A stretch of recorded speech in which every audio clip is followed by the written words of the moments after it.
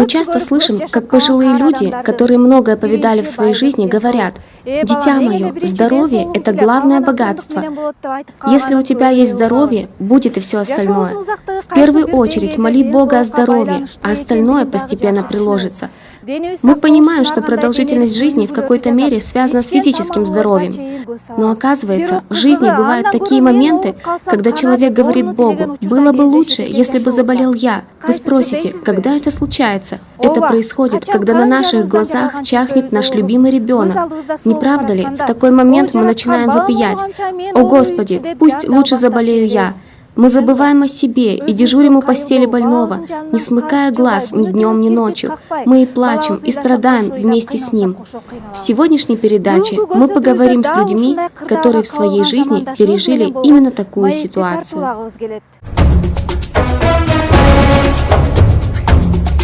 Меня зовут Акылбек. Я приехал из Нарына. Мою супругу зовут Бермет, а нашего старшего сына Улан.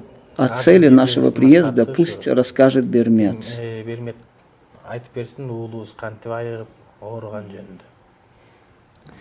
Мы расскажем о том, что случилось в нашей семье. Наш старший сын заболел в мае 2004 года. Но, как оказалось, он уже был болен, а мы этого не знали. До этого он много болел, и мы не раз ложились в больницу. Однажды утром он не смог встать с постели. Когда я спросила, что у него болит, он ответил: печень. Мой муж в это время был в Бишкеке, а я осталась дома одна с детьми. Я взяла сына и повезла его в больницу, чтобы проверить. Врачи обнаружили у него в печени опухоль, и в тот момент мне стало очень плохо. Я хотела забрать своего сына и сказала врачам, что они ничего не знают, и поставили неправильный диагноз. Мне говорили, что его нужно срочно ложить в хирургическое отделение, но там не оказалось врача. Он был в командировке. Это была пятница, а хирург должен был приехать только в понедельник. Мой сын мучился от невыносимых болей, а возвращаться домой нам нужно было пешком. Я стала упрашивать врачей, чтобы они дали ему хотя бы обезболивающие таблетки. Но мне ответили, что без назначения доктора ничего дать не могут. И только сказали: «Как-нибудь потерпите до понедельника, и тогда приходите». Мы с сыном добрались до дома, и он сразу же свалился в постель. Часов в 5-6 мой муж приехал из Бишкека, я ему все рассказала, как у сына заболела печень, и мы пошли в больницу, как проверили на УЗИ, и что у него в печени обнаружили опухоль. Но я сказала, что не верю в этот диагноз. Мы решили утром отвезти его в Бишкек. Я попросила врачей дать нам направление, но они сказали, что мы можем и так ехать. Его обследуют. После ужина мы хотели пойти спать, как вдруг увидели, что наш сын потерял сознание. Мы пытались привести его в чувство, но он не приходил в себя. И тогда мой муж срочно отнес сына в машину. Мы повезли его в Бишкек. По дороге до самого Долонского ущелья наш сын очень мучился от боли. В какой-то момент мы уже думали, что он умер. Мы молились, оказалось, что он спит. К утру мы были в Бишкеке. Мы приехали в больницу в микрорайоне Джал, а по дороге у сына начался понос. Врачи сказали, что это дизентерия, и отправили нас в инфекционное отделение. Анализы показали, что это не так, и нас перевели обратно. Там еще раз провели анализы и поставили диагноз эхинокок. К этому времени у него начали опухать живот и ноги. Из-за того, что у него был низкий гемоглобин, его готовили к операции 3 дня. Но врачи беспокоились, что печень может лопнуть, если это эхинокок. И повезли его на операцию.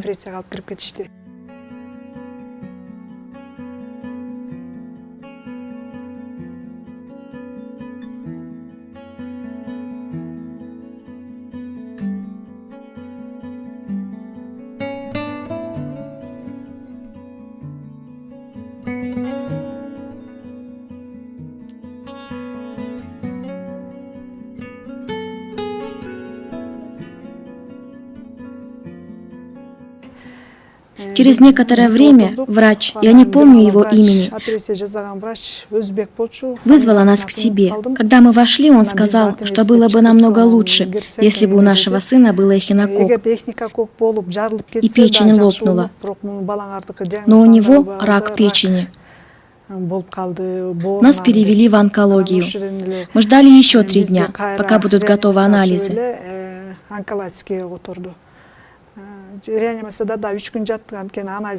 Также у сына взяли на анализы отщип тканей печени в 3 местах. Сказали, что результаты придут через 5 дней. Все это время мы были в больнице.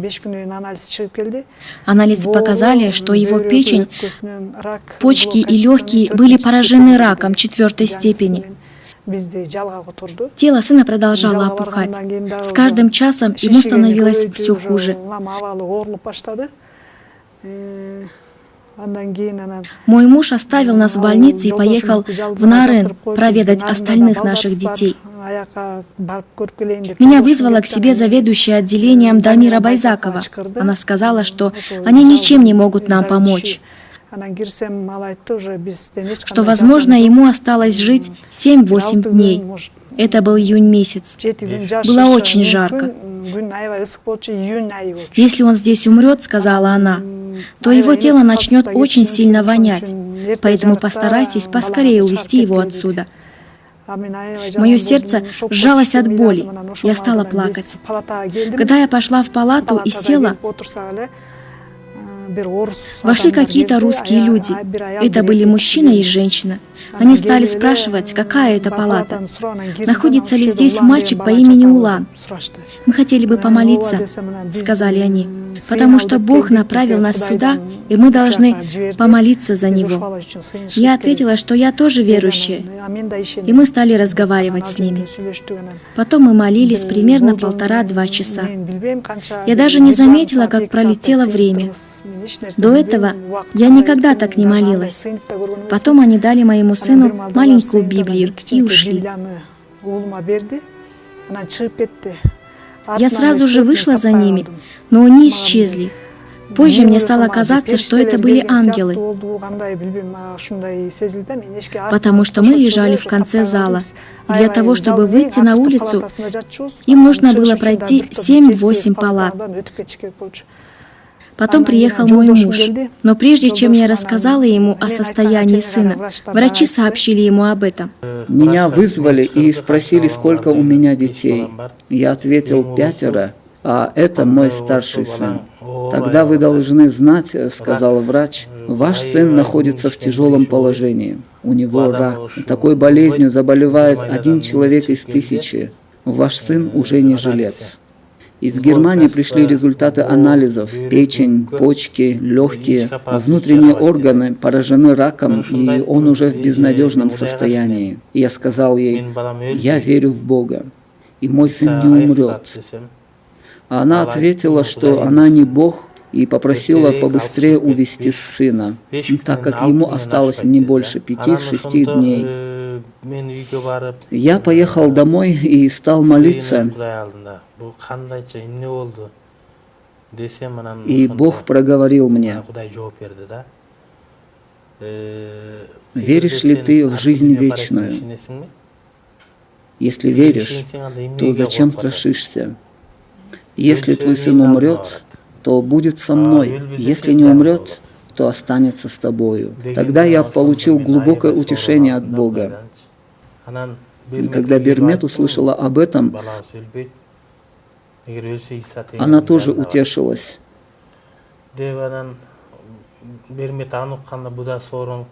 Но потом мы пришли и рассказали об этом Улану. А он ответил, папа, я не умру. Только увези меня отсюда.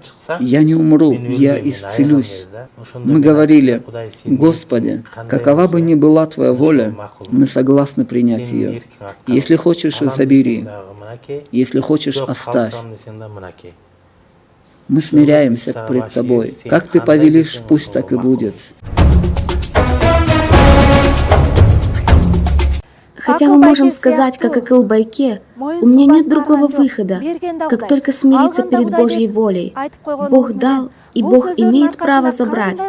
Но очень трудно выразить, какие чувства стоят за этими словами. Жизнь твоего ребенка висит на волоске, а ты не в силах ничего сделать. Везде, куда только можно было, ты обратился. Все, что только можно было сделать, ты сделал. Достал все необходимые лекарства, но результата никакого. Как бы ты ни держался за своего ребенка, как бы ни прижимал его к своему сердцу, смерть неумолимо готова вырвать его из твоих рук. Все твои надежды обрываются, душа изнывает, и ты, сжимая голову руками, жадно ловишь каждый стук его сердца, так, как будто никогда его раньше не слышал.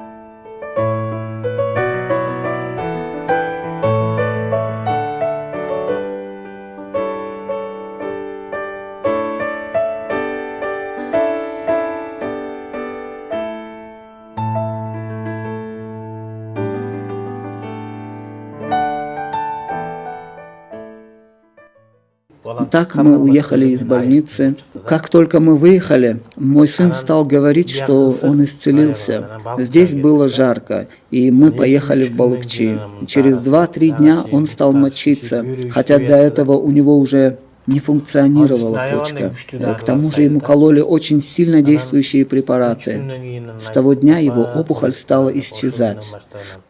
С каждым днем ему становилось лучше. И через 15 дней он уже мог подниматься на ноги, а потом стал ходить. Тогда ему было 13 лет. Он пережил очень тяжелые страдания. Но Бог исцелил и поставил его на ноги. С того времени прошло 9 лет. Я очень благодарен Богу за то, что Он исцелил нашего Улана. Что удивительно, когда заболевает ребенок, ты все бросаешь ради него. Ты делаешь все, чтобы только он смог выздороветь. Но если Бог не исцелит, ты ничего не сможешь сделать. Мне действительно было очень тяжело. Внутренности обвисли и стали очень сильно болеть. Утром, когда стало совсем невмоготу, меня повезли в больницу. Когда я встал, у меня было головокружение. И было так плохо, что хотелось просто рухнуть на землю. В тот день я зашел домой и лег в постель, а потом я потерял сознание. Нельзя сказать, что я просто уснул, но говорить, что это была кома, тоже будет преувеличением.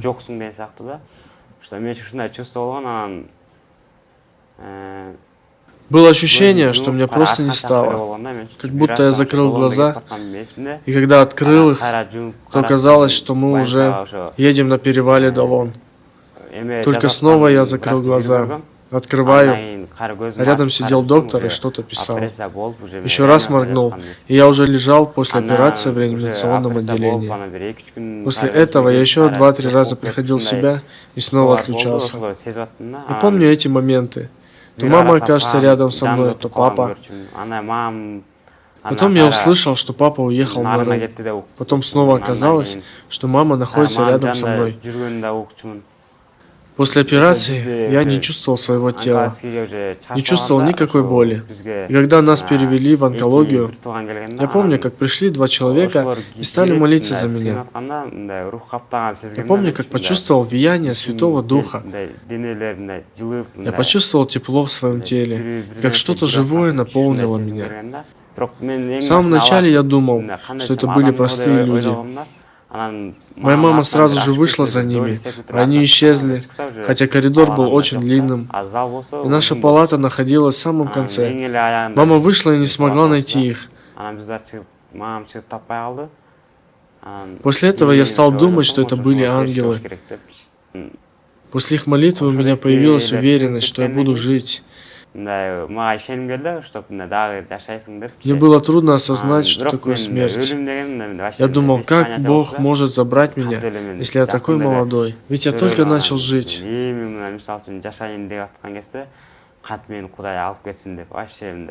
Только в тот день, когда нас выписывали из больницы, я узнал свой диагноз.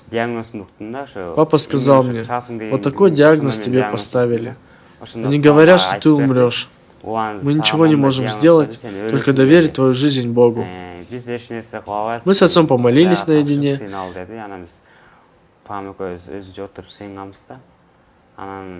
То ли наша вера оказалась сильной, а может быть, это была воля Божья. Но после выписки из больницы я очень быстро пошел на поправку.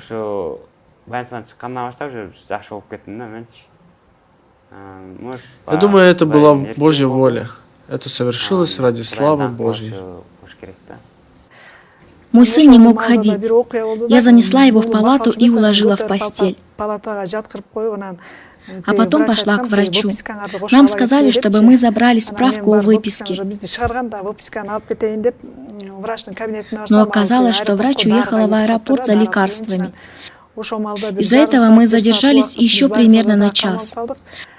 После этого я вошла в палату и увидела, что лицо Улана очень изменилось. Я не могу этого передать словами. Он был очень радостным и стал говорить: «Мама, я исцелился». Я спросила: «Как ты исцелился?» А он говорит: «Появилась какая-то огромная рука и прикоснулась к моей печени». Я подумала, наверное, Бог услышал нашу молитву и исцелил нашего сына. Мы выехали из больницы с большой радостью, что он будет здоров. Но так как мы простые смертные, у нас возникали сомнения. Мы настороженно следили, что же с нами будет завтра. Из больницы мы направились в город Балыкчи. Мой муж решил съездить на Рын, чтобы привезти какое-нибудь животное, принести его в жертву и помолиться о Божьем благословении. Но мы уговорили его задержаться на 7-8 дней. Казалось, что если он уйдет, что-то может случиться. Потом люди стали советовать отварить для сына красных лягушек, что это поможет исцелиться. Я подумала, что может. Это действительно поможет, и стала искать этих лягушек. Я попросила одну нашу родственницу, чтобы она порасспрашивала и купила их. Но их нигде не было. Не знаю почему. Может быть, это было не то время года. Но эта родственница продолжала искать и все-таки нашла 4-5 лягушек. Я стала кипятить их в миске. Из 1 литра вышло всего лишь около 2 больших ложек бульона. Я сказала Улану: «Это бульон из говядины. Глотни для здоровья». А он мне ответил: «Ты даешь мне лягушатину, но Бог уже исцелил меня». Мне показалось, что Бог обличает меня через моего сына. Неужели у нас нет веры, как у малого ребенка? С того времени мой сын начал поправляться, стал самостоятельно ходить, даже стал купаться в озере. Так Бог через сына пробудил мою совесть и обличил меня в сомнениях. Тогда я сказала: «У нас есть истинный Бог. Зачем нам верить в другое?» И вылила бульон. Улан так и не выпил его. Бог его исцелил. Потом приехали онкологи для обследования пациентов. Когда я попросил их проверить моего сына,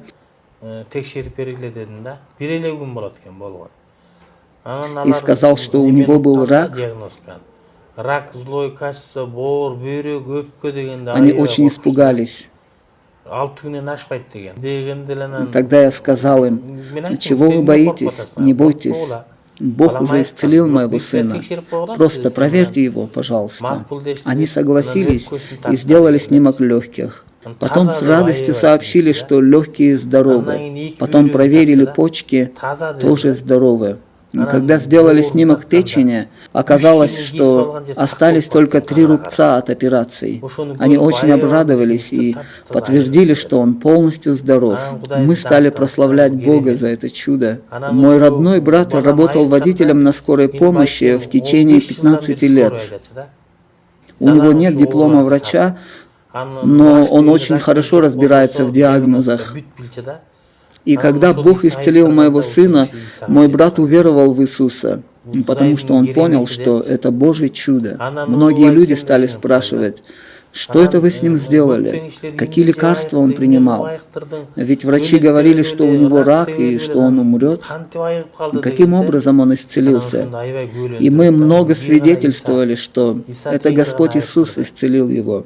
И люди очень внимательно нас слушали. Врачи не зашили Улану внутренности, они зашили только снаружи, и у него появилась грыжа.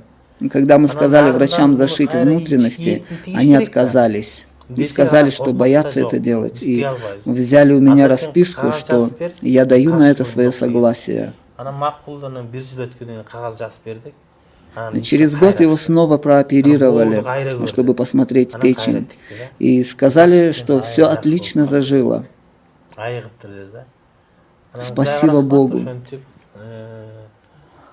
Мы опекаем детей-сирот, и через эту болезнь Бог проговорил к нашему сердцу: смотри, как ты любишь своего сына, так и я люблю этих детей. Также Бог испытывал нашу веру. Он сказал: по вере твоей да будет тебе.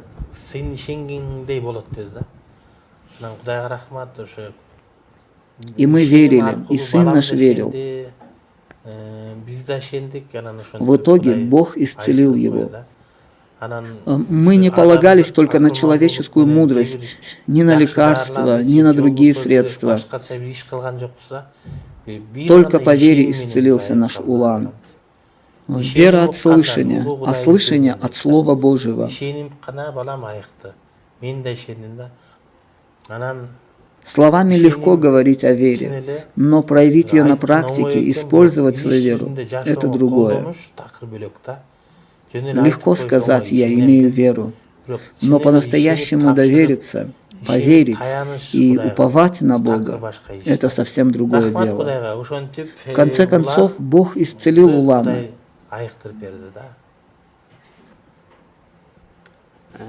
Я заболел в 2004 году. Прошло уже лет 10. Примерно раз в год в целях профилактики я ложусь в больницу. Я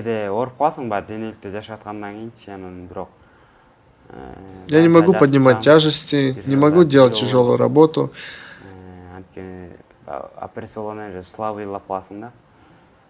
Но сейчас у меня хорошее здоровье.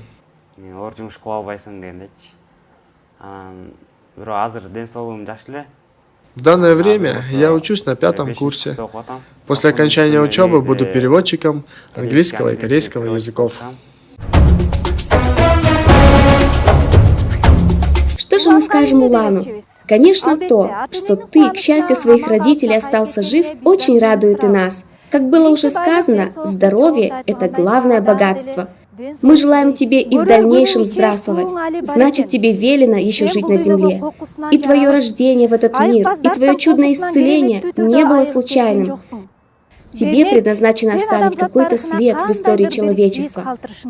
Улан, пусть светлая надежда дает тебе уверенно идти вперед. Посмотрев на них, Иисус говорит: людям это невозможно, но не Богу, ибо все возможно Богу. Библия от Марка 10:27.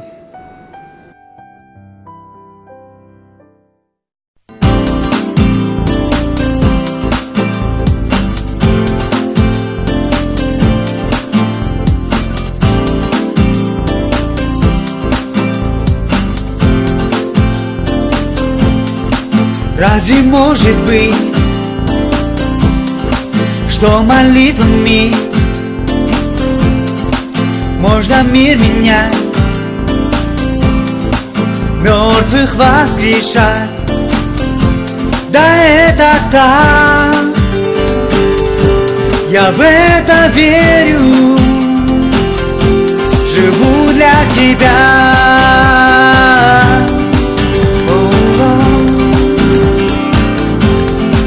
Разве может быть, что молитвами можно исцелять, мертвых воскрешать? Да это так, я в это верю, живу для тебя.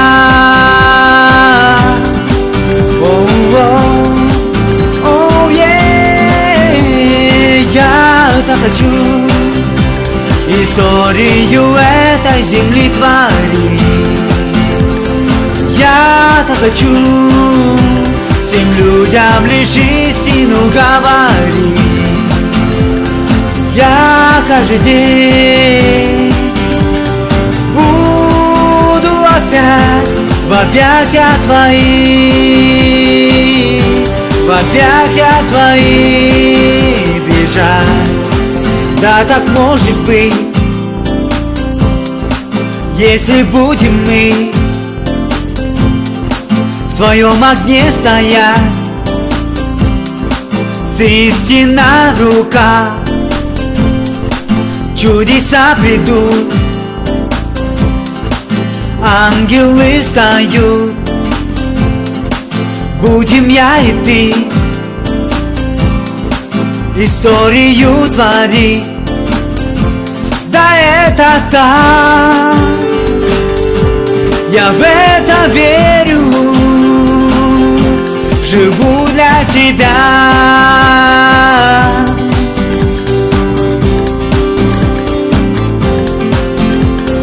Я-то хочу историю этой земли творить. Я-то хочу всем людям лишь истину говорить. Я каждый день буду опять в объятия твои, в объятия твои бежать, в объятия твои, в объятия твои бежать, в объятия твои, в объятия твои, в объятия твои бежать, в объятия твои, в объятия твои бежать, в объятия твои, в объятия твои.